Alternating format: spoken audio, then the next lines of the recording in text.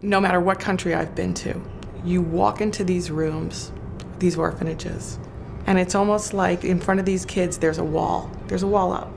And very slowly, but very quickly, the wall comes down.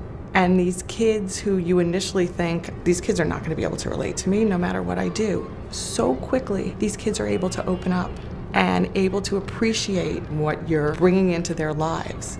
And then if you're able to expand that to what WWO wants to try to provide to these children in terms of education and medical help and sports and dance, and you take this little microcosm of a trip that I do and you imagine that these kids' lives could be enriched like that on a daily basis, you just imagine completely different kids.